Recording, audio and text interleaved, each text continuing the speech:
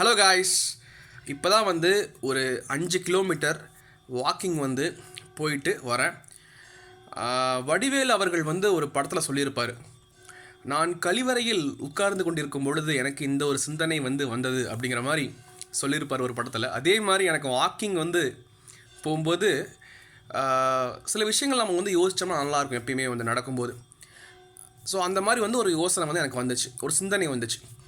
அதை வந்து உங்ககிட்ட ஷேர் பண்ணலாம் அப்படிங்கிற மாதிரி நினச்சேன். நம்ம வந்து ஒருத்தரை நம்ம வந்து உறவாக நினைக்கிறோம்.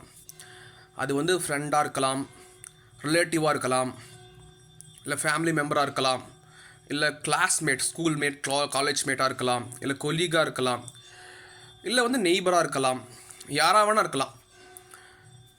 நாம் வந்து ஒருத்தரை உறவாக நினைக்கிறோம் அப்படின்னா எப்பயுமே வந்து நம்ம கேள்விப்பட்டிருப்போம், நிறைய படங்களில் பார்த்துருப்போம், நிறைய பேர் சொல்கிறத கேட்டிருப்போம்.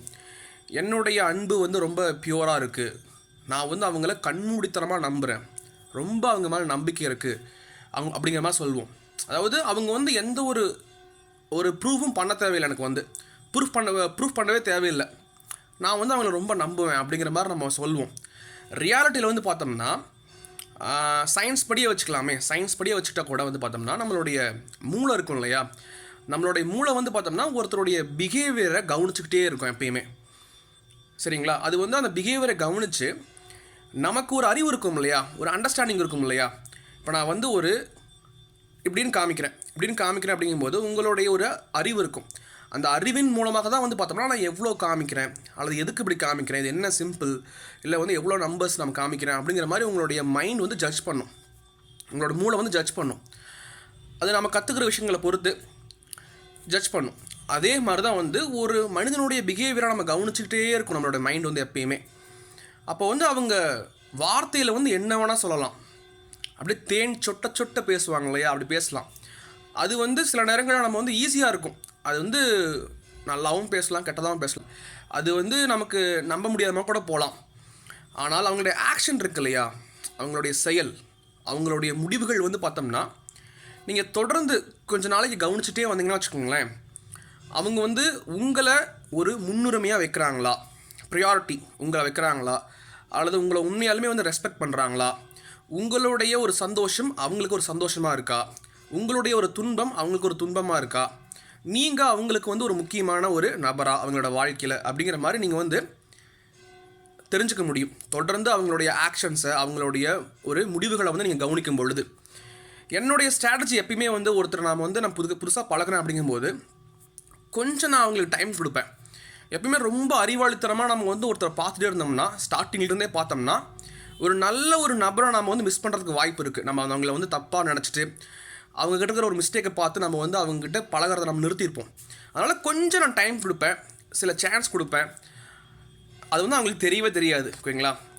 ஆனால் வந்து அவங்களுடைய ஆக்ஷன்ஸை நான் கவனிச்சிட்டே இருப்பேன், எப்படி அவங்க வந்து பழகுறாங்க, எப்படி முடிவெடுக்கிறாங்க, எப்படி பேசுகிறாங்க, அந்த மாதிரி எல்லா விஷயங்களும் நான் வந்து கவனிப்பேன், சில சான்ஸ் கொடுப்பேன்.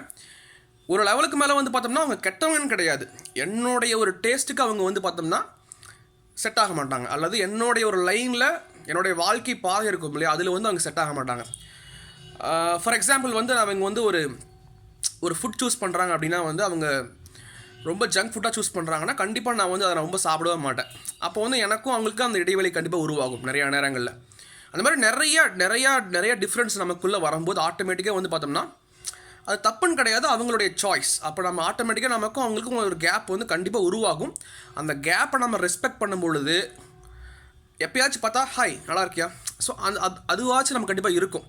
நம்ம வந்து நமக்கு டிஃப்ரென்ஸ் நிறையா இருக்கும்போது நம்ம ரொம்ப நெருங்கும் போது என்ன ஆகும்னா நிறைய நேரங்களில் அங்கே வந்து ஒரு சண்டை உருவாகலாம், தேவையில்லாத பிரச்சனை உருவாகலாம். உண்மையிலுமே அது வந்து ஃபேமிலி மெம்பர் அப்படிங்கும்போது அது வேறு மாதிரி இருக்கும், நம்ம கொஞ்சம் அண்டர்ஸ்டாண்ட் பண்ணிக்கிட்டு போக வேண்டியது தான். அதுவுமே வந்து ஒரு லெவல் தாண்டிச்சுன்னா வந்து நமக்கு பிரிவு உண்டாகிற மாதிரி நம்ம நிறையா பார்க்குறோம். பெரிய பெரிய பணக்காரங்க, பிரபலங்கள் கூட வந்து பிரிகிறத நம்ம பார்க்குறோம். அப்படிங்கும்போது கொஞ்சம் சான்ஸ் கொடுங்க, கொஞ்சம் நாளைக்கு கொஞ்சம் டைம் கொடுங்க, அவங்களுடைய ஆக்ஷன்ஸை கவனிங்க, அவங்களுடைய ஒரு டெசிஷன், அதாவது முடிவுகளை கவனிங்க. கண்டிப்பாக வந்து அவங்க யார் அப்படிங்கிறத வந்து பார்த்தோம்னா உங்களுக்கு தெரியும். அதே நேரங்களில் வந்து ஒரு மனுஷனுடைய பிஹேவியரை அவங்க எப்படி ரியாக்ட் பண்ணுவாங்க அப்படிங்கிறத தொடர்ந்து கற்றுக்கிட்டே இருங்க, உங்கள் மூளைக்கு வந்து ஒரு தீனி போட்டுக்கிட்டே இருங்க.